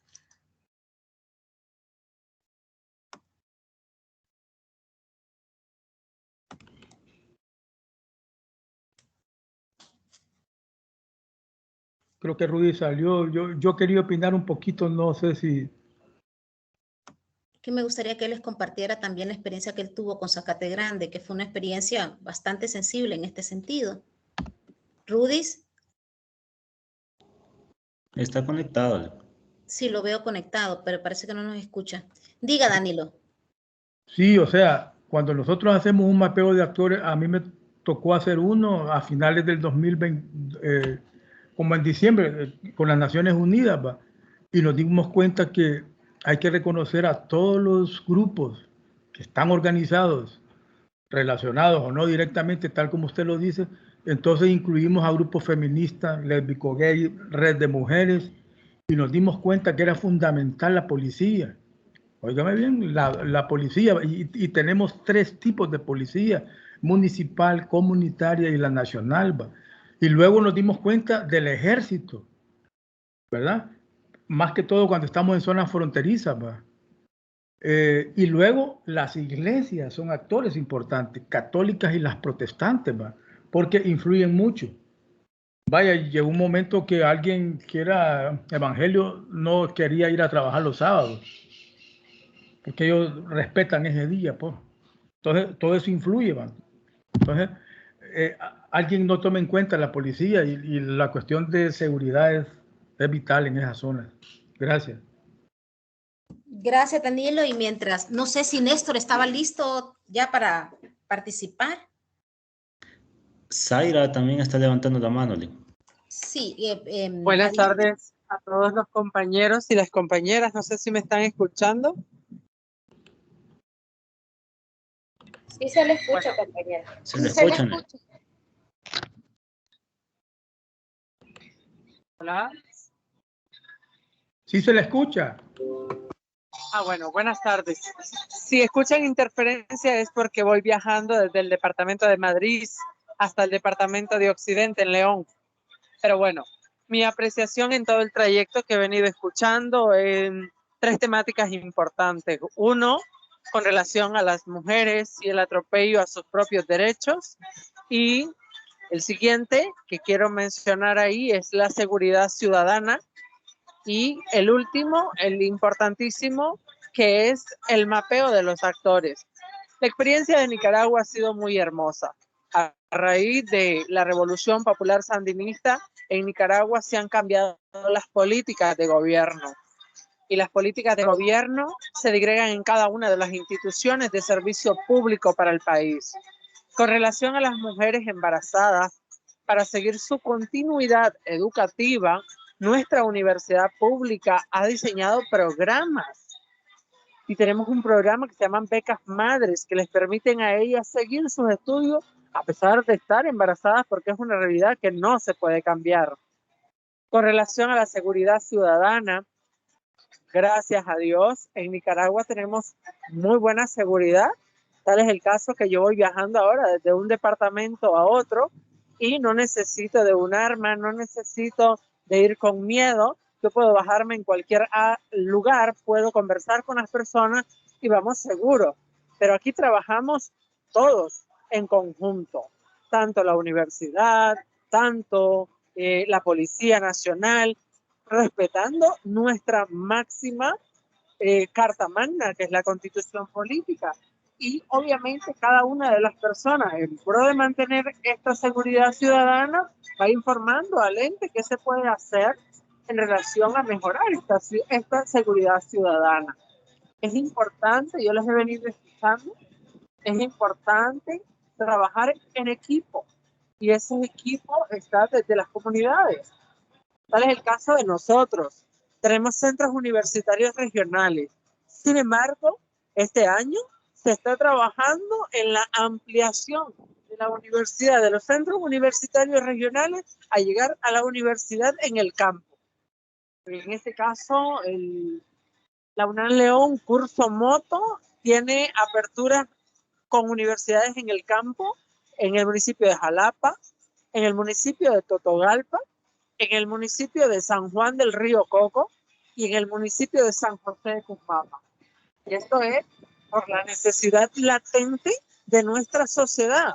Recordemos que las universidades son las que ayudan a resolver esas situaciones en las diferentes sociedades.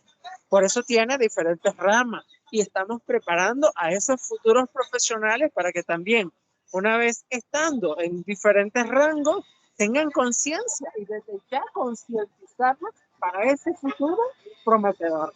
Es mi aporte en relación a este tema. Agradezco tu participación, Néstor.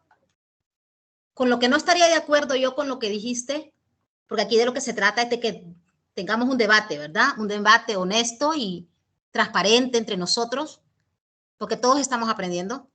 Con lo que no estoy de acuerdo es con que la realidad no se puede transformar ni cambiar. No, eso no es así.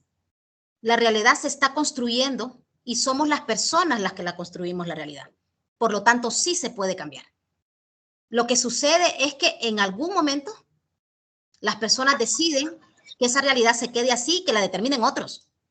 Pero la realidad sí se puede cambiar. Claro. Y se puede cambiar desde el punto de vista de que tenemos países en donde las tasas de embarazo en adolescentes son mínimas con respecto a los nuestros. Así que ahí hay una reflexión profunda que hacer. Pero bueno, el tema de embarazo de los adolescentes es un tema valioso y muy complejo, ¿verdad? Me gustaría que tuviéramos más tiempo como para poder hablarlo, pero no solo es el único tema complejo, es decir, en las comunidades nos vamos a encontrar con un montón de temas. Y lo que es importante, Néstor, es que quede muy claro esto en ustedes que se están formando en el diplomado. Cuando hablábamos de la teoría de Paulo Freire, esa fue una de las principales fundamentaciones teórico-metodológicas que él trabajó hasta el final de sus días. en el convencimiento de que hay posibilidad real de transformar la realidad, que la realidad no es así, que es indisciplinada y que se puede cambiar y que la podemos intervenir. Y hasta lo último de sus días él habló sobre esto, pero también dijo que era complejo hacerlo, es decir, él no dice que es sencillo, pero requiere un compromiso. Y dijo lo que sí dijo es que la educación puede aportar a esa transformación. No dijo que es lo único que puede transformar, no. Dijo que eso puede aportar a la transformación. Por eso estamos en nuestras universidades, generando conocimiento que nos permita transformar la realidad. Pero se requiere más que los conocimientos. La forma en cómo creamos los conocimientos incide en que podamos hacer esa transformación. ¿Sí? Los programas que implementemos, los proyectos de extensión que hagamos, las investigaciones que hagamos, van a transformar esa realidad o la van a profundizar en esas problemáticas. Entonces, sí tiene que quedar claro, compañeros y compañeras en este diplomado, que sí hay forma, para eso estamos haciendo este diplomado precisamente, para que los procesos de intervención de la comunidad tengan desde el principio la posibilidad real y que ustedes puedan garantizar esa posibilidad real a través de los conocimientos, de la ciencia y de todo el compromiso universitario, de que esa realidad a la que vamos a ir no es natural, no, eso es susceptible de cambiar, ¿sí? Es susceptible de cambio. Y que hay estrategias a partir de las cuales podemos realizar ese cambio, podemos transformar ese problema, ¿sí? Eso es lo que debe de quedar como parte de este proceso de formación. Y las herramientas teóricas y metodológicas que se les han dado desde el primer módulo establecen eso, ¿sí? Fundamentan esto que yo estoy diciendo, ¿sí?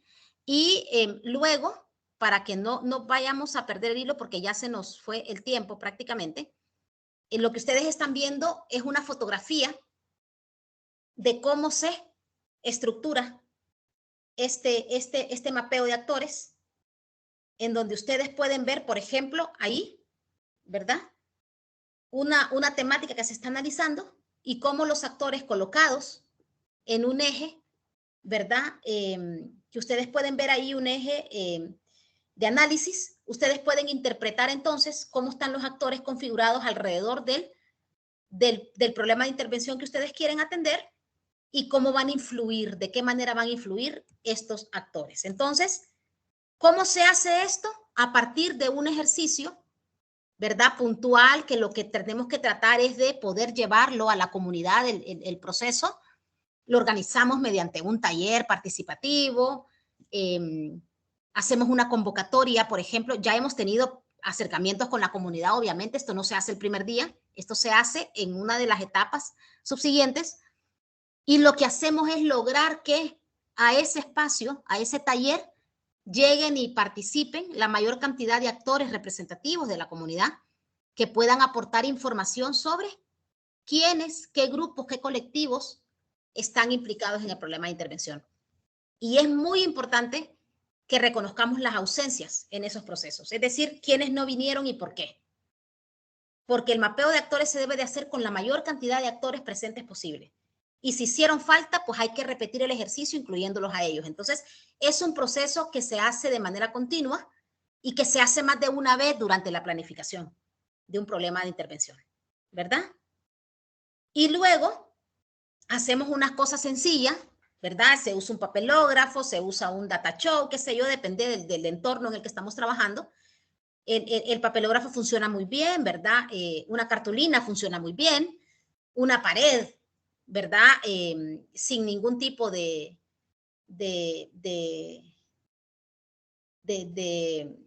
cuadro o de adorno o alguna cosa que esté, una pared neutral, ¿verdad? Allí se puede hacer el ejercicio, incluso se puede hacer en el piso. Y ustedes lo que tienen que hacer es llevar todos los implementos para poder construir el mapa. Ustedes pueden ver ahí 3 figuras. Los triángulos, en este caso se pueden escoger otro tipo de figuras si a ustedes les parece, la creatividad aquí entra en juego, pero este es uno de los más comunes que se usa, un triángulo, y el triángulo representa, como decíamos, aquí el mapeo son actores que tienen un grado de poder para influir, incidir en la problemática de intervención que queremos hacer. No solo su postura frente al problema, sino qué poder de incidencia tienen sobre él. Entonces, el triángulo va a representar instituciones. Como decíamos, en el tema de embarazo en adolescente, una de las instituciones que tiene que aparecer ahí es la institución que se encarga del tema de la salud integral de las personas, ¿sí? Otra de las instituciones podría ser, por ejemplo, la Secretaría, ¿verdad?, de Protección a la Niñez, ¿verdad? Tomando en cuenta que las adolescentes son tipificadas, como dice las Naciones Unidas, niños hasta los 18 años. Y el embarazo en adolescente se cuenta a partir de los 18 años hacia abajo, ¿verdad? Entonces, ahí podríamos tener instituciones de ese tipo. El cuadrado, por ejemplo, significa actores intermedios, ¿verdad? Actores que están organizados, ¿verdad? Y que tienen un grado de influencia sobre esa problemática, y estos actores tienen como un nivel intermedio de poder sobre la problemática. Y luego vemos el círculo, en este caso es un círculo lo que lo va a representar. Ustedes pueden, como les digo, tomar otro tipo de figuras, pero hay que explicarlas, ¿verdad? Cada una para poder diferenciarlas. Y entonces el círculo serán actores de base, que son aquellos como los grupos de mujeres, por ejemplo, los grupos de adultos mayores, los niños, ¿verdad?, en edad escolar, los grupos juveniles, el equipo deportivo, el patronato, por ejemplo, la asociación de productores, etcétera, ¿verdad? Son grupos que son a la base representativos de la comunidad. No todos deben estar organizados, no todos tienen que tener una personería ni nada por el estilo, es decir, muchas veces son redes espontáneas, ¿verdad?, que se han creado, y que obviamente ellos no siempre están dispuestos a participar en estos eventos porque les aburren o no les toman sentido, o porque casi nunca se les ha incluido en estos eventos, pero sí hay que procurar que estén y que sean reconocidos dentro del mapeo de actores. Entonces, ya teniendo estas tres figuras, entonces ustedes proceden a colocarlas dentro del mapa. El mapa es una línea vertical y una línea horizontal, en donde la línea vertical va a representar el tema del poder, hacia arriba más poder, hacia abajo menos poder, ¿verdad? Y la línea horizontal va a identificar el nivel de afinidad a la propuesta que tenemos de intervención. Es decir, la postura que podría tener este actor con respecto a el problema de intervención que estamos abordando. Entonces, cuando estamos hablando del eje vertical, vamos a tener claridad en que aquellas instancias con más poder sobre ciertos temas van a ir en la parte de arriba, por supuesto. Aquellas instancias con un poder intermedio irían por la zona de en medio de la barra, y aquellas instancias con menos poder, o aquellos grupos o individuos específicamente con menos poder sobre el problema, los iríamos situando en la parte baja. Pero para saber en qué nivel colocarlos, hablando de la colocación del proceso, ¿verdad? En cuanto a la afinidad, ahí lo que tenemos que saber es qué grado de afinidad tiene con respecto a la problemática. Y por supuesto, aquí la afinidad máxima, o a los que consideremos que están mucho más relacionados con el problema y tienen interés en solucionarlo, van a estar muy cerca del inicio, ¿verdad?, del eje horizontal. Es decir, son más afines y por lo tanto son las personas con las cuales contamos para echar a andar un proyecto, por ejemplo, porque son los aliados naturales del proceso. Luego, y miren, aquí hay que reconocer que los aliados naturales de la solución de un problema son a los que más está afectando el problema, ¿sí? Es decir, son los que están sufriendo el problema en carne y hueso, como decimos. Entonces, ahí vamos a reconocer a esos aliados, porque van a estar mucho más cerca del inicio de la barra horizontal. Los que están, de alguna manera, relacionados con el problema, pero piensan que hay otra forma de hacerlo, van a estar un poquito más alejados. Es decir, que tenemos que reconocer, y aquí tomo y acopio todo lo que han hecho en la participación nuestros compañeros anteriores. También hay otras maneras de ver la realidad y de comprender cómo intervenirla. Y vamos a tener muchos actores que, aunque quieren solucionar el mismo problema, van a tener otra forma de plantear la solución. Tal vez no es la misma que nosotros queremos, ¿sí? Tal vez no es la misma manera, tal vez no nos parece dentro de la organización del proceso, pero estos actores también tienen una propuesta que quieren que sea escuchada. Estos actores no están en contra del proyecto, ni de la forma en cómo se va a abordar. Ellos lo que tienen es una propuesta diferente de cómo abordarlo. Entonces, van a estar un poco más retirados, ¿verdad? Pero siempre van a estar dentro de la sección de afinidad del proceso. Un tercero son los que definitivamente consideran que el problema no les afecta, entonces no les interesa. Ahí vamos a colocar a aquellos actores que no prestan ninguna importancia al proceso. Y finalmente, y al extremo de la barra horizontal, es decir, cada vez más alejada del eje vertical, cada vez más alejada, vamos a encontrar entonces a los que definitivamente se oponen a la solución del problema. Y allí es donde ustedes van a empezar a hacer su mapeo de actores. Entonces, miren esta fotografía. Obviamente, cuando hagamos esto ya en vivo, va a ser mucho más rico, más dinámico, ¿verdad? Yo solo quiero que ustedes reconozcan que hay un proceso metodológico que se viene trabajando y que va a ser parte de las herramientas que ustedes van a dominar al salir de este diplomado. Pero vean cómo está esa fotografía, en donde ya tenemos, digamos que los actores que están con los triángulos, miren cómo están colocados. Si decíamos que la afinidad, entre más afines eran, tenía que estar más cerca de la intersección que hay entre los dos ejes, y entre más alejados están, pues entonces están opuestos. Entonces ustedes ven claramente que hay un grupo de actores con mucho poder, porque están en la parte de arriba, pero que están en diferentes niveles, ¿sí? De afinidad del proceso. Ven también que hay otros actores que son intermedios, que tienen un nivel intermedio de poder, que también están distribuidos, tanto en los que son afines al proceso y en los que son afines, pero con una propuesta diferente. Y luego ven los círculos que representan a los grupos de base, especialmente los grupos poblacionales, y que ustedes los encuentran en todo el espacio, distribuidos.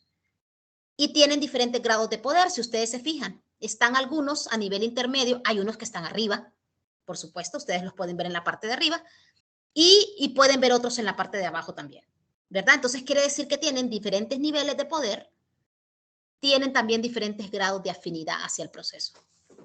Y luego, entonces, ustedes tienen que establecer las relaciones entre estos actores. Por eso es importante que puedan estar la mayor parte de actores identificados ahí. ¿Y quiénes los identifican? Los identifican los actores a los cuales invitamos al taller. Por eso hay que planificarlo muy bien, por eso hay que reconocer si en ese taller hay ausencias de algunos grupos que no lleguen y que esos grupos no puedan dimensionar actores también dentro de estas relaciones. Entonces vean que hay líneas que les relacionan a unos actores con otros, ¿verdad? En este caso, en este ejemplo concreto, la flecha gruesa implica relaciones fuertes, positivas. La flecha más delgada implica relaciones, pero ya no tan fuertes, simplemente relaciones naturales normales. Vemos líneas entrecortadas, que lo que indica es que entre esos actores hay unas relaciones muy tenues, no son constantes, sino que son esporádicas, por ejemplo. Y luego vemos algunas que tienen una marca, ¿verdad? Que es una X en la flecha, en la línea, para mostrar que hay un conflicto, ¿sí? Es decir, allí hay una relación conflictiva entre actores. Y esos son a los que hay que prestarle atención, por ejemplo, como decía el compañero, para saber qué estrategia podemos utilizar para poder neutralizar, ¿verdad? Esto. Y ahí ustedes tienen entonces el análisis que ustedes tienen que hacer con respecto al tema del poder. Entonces dice, con poder, Giddens, que es uno de los sociólogos que orienta esta forma, esta estrategia metodológica, dice, con poder no se hace referencia a posiciones estructurales, como decíamos, sino a la capacidad de acción sobre la situación o para conseguir los resultados, ¿verdad? Es decir, bueno, ¿qué puede aportar este actor? ¿Qué tipo de poder tiene como para que esta situación cambie? ¿Sí? ¿Qué tiene que hacer este actor? Por ejemplo, ¿cuál sería su rol en este? Entonces, tenemos que dimensionarlo a ese nivel. Y también tenemos que entender cómo ese actor dinamiza a otros actores. Es decir, puede ser que un actor por sí solo no pueda incidir en el problema, pero puede ser que tenga influencia en otros actores para que el problema se solucione o se agudice, etcétera, ¿verdad? Entonces, este tipo de ejercicios, eso es lo que les permite a ustedes saber con lo que ustedes, con quiénes cuentan y con qué cuentan de parte de esos actores, ¿sí? Entonces, ustedes se fijan, ahí hay un cuadro que lo que muestra son las posiciones de afinidad entre los actores y le orienta a usted al trabajar en una intervención comunitaria para que usted cree sus conjuntos de trabajo, sus grupos, sus equipos de trabajo. Y esos equipos de trabajo, usted tiene que tener cuidado de reconocer esas relaciones que hay a la base. No siempre están explícitas, ¿verdad? Recuerden que en el taller es muy probable que muchos de los actores no opinen sobre su posición o la tergiversen para no mostrar realmente su posición sobre el problema. Pero puede ser que en la práctica y en la acción tengan una posición contraria. Entonces tienen que tener cuidado con esos aspectos, ¿verdad? El mapa tiene que repetirse varias veces para poder tener cada vez más la información adecuada. Y entonces ustedes van creando sus conjuntos de acción, ¿verdad? Por ejemplo, los afines pueden tener un acercamiento con los que están también queriendo solucionar el problema, pero tienen otra forma, otra propuesta. Entonces ahí se puede negociar para que ambas propuestas puedan ser parte de la solución que se plantee. Y ahí ustedes tienen la capacidad para negociar, ¿sí? Entre los afines y los que son completamente indiferentes, usted puede crear ahí estrategias para convencerlos, ¿verdad? Entre los diferentes y los ajenos, usted puede hacer un trabajo de persuasión. Y con los opuestos, y entre los opuestos y los ajenos, es necesario que no se nos junten, ¿verdad? Porque si se nos juntan, pues entonces nos crean todavía más dificultades para que la solución se eche a andar. Entonces, ahí son elementos que poco a poco, son herramientas que poco a poco se van dominando. Ahí hay una fotografía de los conjuntos de acción de una de los casos que se analizaron con el trabajo que venían haciendo los compañeros de la maestría de metodologías participativas que lidera la Complutense, y ahí ustedes pueden ver cómo se comporta un mapa. Y entonces ahorita mismo les comparto el de Opalaca para que se entienda de manera más contextualizada lo que estoy diciendo. Precisamente porque el de Opalaca es uno de los mapas que nos facilita el reconocer esta herramienta, ¿verdad? Permítanme que aquí lo tengo. Aquí está. No lo van a ver tan grande porque no tengo posibilidades de ampliarlo como presentación. No sé por qué cada vez que abro el Teams no se logra ver más grande. Pero bueno, aquí está. Tratemos de verlo así. Ahí en el mapa ustedes ven que hay actores fuertes, ¿verdad? Que tienen un carácter de mayor nivel de poder, pero tienen diferentes posiciones. Vemos al Consejo Indígena en la parte de arriba. El Consejo Indígena tiene mucho poder porque tiene una influencia significativa en la participación de las personas en cualquier actividad que se hace en la comunidad, pero también vemos a la auxiliaría de la vara alta como el máximo nivel de gobernanza de la comunidad de Opalaca, que también tiene como instancia de gobernanza una autoridad sobre la población. Vemos a la alcaldía, que también tiene un nivel alto, ¿verdad?, de poder en la comunidad, precisamente porque moviliza recursos, porque es quien tiene el presupuesto comunitario para poder hacerle frente a la resolución de problemáticas y tiene el deber, además, de implementar políticas públicas para solucionar los problemas principales de la comunidad. Vemos luego las barras, los rectángulos rojos, que son los actores intermedios, que son los que tienen un grado de poder menor, ¿verdad?, dentro de la problemática de intervención, ¿verdad?, del municipio. Ahí vemos a la universidad, por ejemplo, que tiene recursos, ¿Por qué? Porque estamos nosotros, está el conocimiento, está la ciencia, está la capacidad instalada de la universidad para poder apoyar a la resolución de los problemas. Vemos a un aliado que es las Madres Educadoras de Notre Dame, que es una organización que apoya con diferentes proyectos comunitarios en la comunidad. Vemos al Consejo Técnico, vemos a los comerciantes de la zona y vemos también empresas extractivas por ahí que andan queriendo hacer usufructo de los recursos naturales de la comunidad.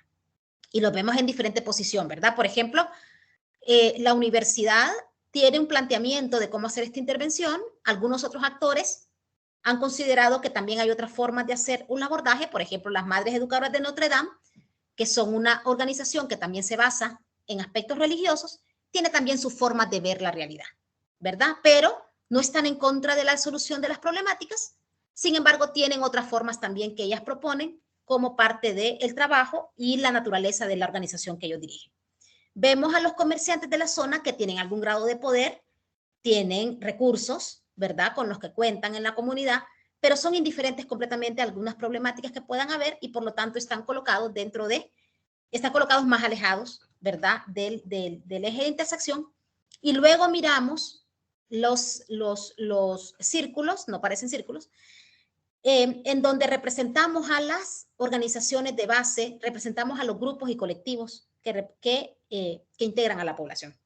Vemos a los grupos de mujeres que aunque el poder de ellas en una intervención de este tipo es reducida, como nos decía el compañero, bueno, las niñas, las adolescentes en estado de embarazo estarían entonces colocadas en la parte más baja del término del poder, porque no está en sus manos solamente de manera individual para ellas manejar esta situación y por lo tanto quiere decir de que otros actores deben de aportar, por supuesto, para revertir una situación que les afecte a estas niñas en estado de embarazo, ¿verdad?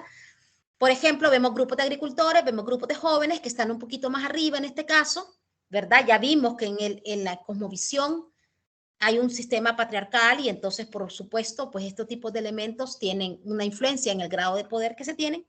Y vemos una asamblea popular muy fuerte, ¿verdad?, en la comunidad, integrada por consejos regionales indígenas de todas las aldeas que hay en el municipio, aunque ellos tienen muchas otras formas de plantear la solución de las problemáticas que tiene el municipio. Entonces, eso es un poco para que ustedes vean qué sentido tiene aplicar este tipo de herramientas en un contexto comunitario cuando vamos a intervenir. Hasta aquí me quedaría yo con esta técnica porque es algo que les quería compartir. Sin embargo, la vamos a tener que reproducir con ustedes de manera presencial en cada uno de los talleres que tenemos que hacer para el taller integrador, ¿verdad?, para la elaboración del proyecto final. Entonces, va a tocar que desafiemos a esta pandemia para poder encontrarnos con Choluteca, con Curno, con los compañeros de UNATEC Dandí y, por supuesto, con los que están de Ciudad Universitaria, pues el taller lo podemos hacer por acá, ¿verdad?, por la universidad, pero lo que vamos a tener que lograr es encontrarnos de manera presencial para recrear esta técnica. Los compañeros que están fuera definitivamente de este contexto de los centros regionales que estamos trabajando, ¿verdad? Con los de la pedagógica, por ejemplo, podemos ir allá a la universidad y trabajar ahí la propuesta, pero los que están definitivamente fuera, como el compañero Néstor y el resto de los que están en UNAM León, lo que vamos a hacer es un mapeo con ustedes de manera virtual. Vamos a tratar de hacerlo, digamos que vamos a usar unas 2 jornadas para poder hacerlo bien, despacio y que ustedes vayan entendiendo cada parte. Y la idea va a ser que ustedes esta técnica la dominen cuando este diplomado concluya y ustedes entran entonces directamente a procesos de intervención comunitaria utilizando esta y también otras técnicas que ustedes ya saben hacer y utilizar, tal y como lo han mostrado aquí en este diplomado. Así que yo dejo de compartir. Yo me quedo por acá. No sé si hay alguna reacción de parte de ustedes, alguna propuesta o pregunta rápida, porque ya se nos ha ido el tiempo, pero tenemos excusa porque empezamos tarde.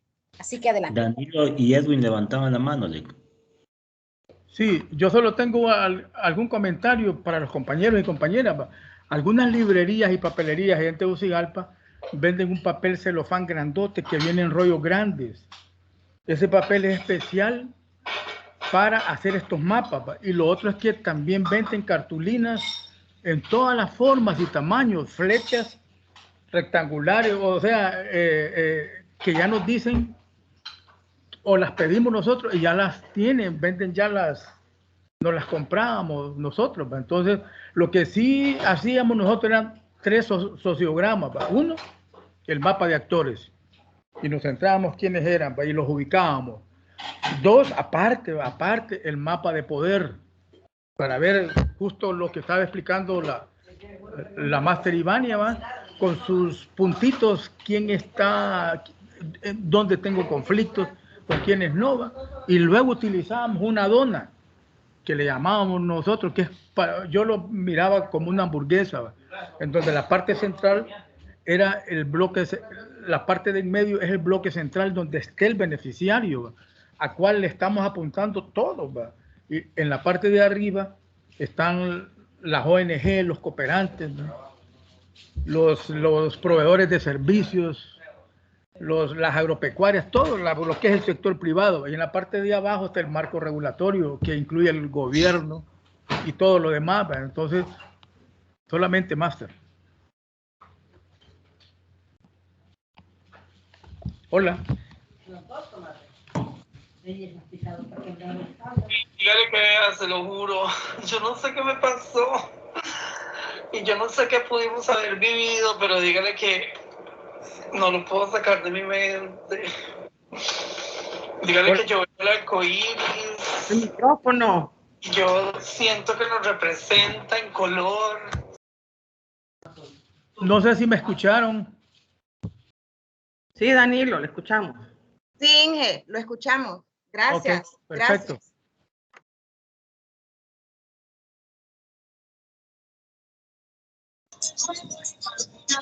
Buenas noches a todos.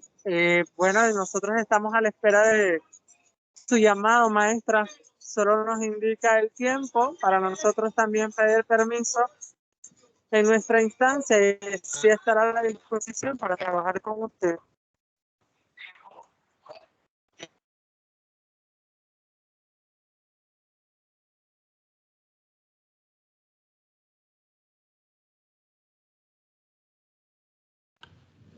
No sé si me está escuchando la máster Ivania, pero sí, yo le iba a solicitar de que en realidad estamos haciendo un gran esfuerzo por participar en este diplomado, pero yo pienso que tenemos que ser respetuosos con los horarios, ¿va? Si tenemos un problema de transmisión tenemos que terminar siempre pues a las 6 de la tarde porque tenemos compromisos ya. Sí, ¿verdad? yo Entonces, lo entiendo. Para las próximas, ¿va? Gracias. Sí, y lo que vamos a hacer es que vamos a ir ajustando el diplomado también, porque miren, es cierto que en algunos casos hemos entrado tarde, hemos empezado tarde, son situaciones que a veces uno no puede controlar, pero sí es bueno que mantengamos una dinámica de armónica para esto, ¿verdad? En el caso de la conectividad, yo entiendo que hay muchas personas que han tenido problemas. Vean que con las asistencias al diplomado tenemos bastantes problemas en ese sentido, porque hay personas que se conectan 5 minutos y no vuelven a conectarse. Y entendemos que es que tienen problemas de conectividad, ¿verdad? Que no es lo mismo que estar presentes en un espacio, ¿no? Presencial, eso es diferente. Entonces, aquí hay como que se requiere mucho que nos vayamos adaptando un poco a esta situación, a estos ritmos, pero también que hagamos el esfuerzo por poder mantenernos en el esquema de 2 horas, ¿verdad? Porque también a su servidora le resulta agotador. Se los digo porque yo trabajo a tiempo completo en mi cargo como directora. Afortunadamente este es el único empleo que tengo, ¿verdad? Pero sí, el hecho de tener que dar las clases los jueves y viernes, todas las semanas también agota, y pues si son más de 2 horas, obviamente pues agota, ¿no? Entonces sí, está bien, vamos a tomar en cuenta la sugerencia del compañero y vamos a pedir entonces que para las próximas sesiones, que ya nos quedan pocas, estén puntuales a la hora. Así que les agradezco mucho y entonces nos encontramos el próximo jueves. Ya tenemos invitados especiales el próximo jueves porque iniciaríamos el taller de comunicación en extensión, ¿verdad? Crítica, que lo va a coordinar el compañero Luis Barreras, Yanis Andino, Eduardo y algunos otros compañeros que ellos tengan a bien invitar. Este taller se va a prolongar por 2 semanas y luego retomaríamos una semana al final para completar las asignaciones que nos correspondían de la semana pasada, que no se realizaron las clases. Entonces, les agradezco muchísimo, que tengan una buena noche y nos encontramos el próximo jueves. Gracias, doctora. Buenas noches. Buenas tardes. Gracias, buenas noches a todos. Buenas noches. Buenas noches a todos los compañeros. Bye. Bye bye.